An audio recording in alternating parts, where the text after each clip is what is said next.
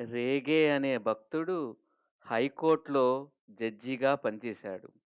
అతడు సూర్యబింబం మధ్యలో శ్రీమన్నారాయణుడు ఉన్నట్లు ధ్యానం చేసేవాడు.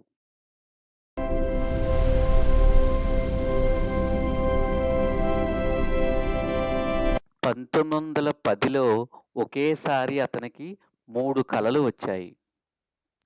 అతడు తన శరీరం నుండి విడివడి ఎదుట శ్రీమన్నారాయణుణ్ణి చూస్తున్నాడు.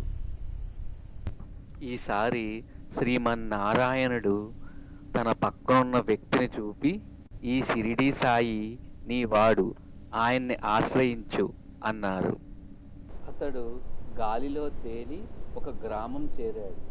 ఒక వ్యక్తి కనిపించి అది షిరిడీ అని చెప్పి అతన్ని ఒక మసీదుకి తీసుకువెళ్ళాడు. అక్కడ సాయి ఇతన్ని చూస్తూనే, "నీవు నా దర్శనానికి వచ్చావా? నేనే నీకు రుణపడ్డాను. నేనే నీ వద్దకు రావాలి" అని అన్నారు.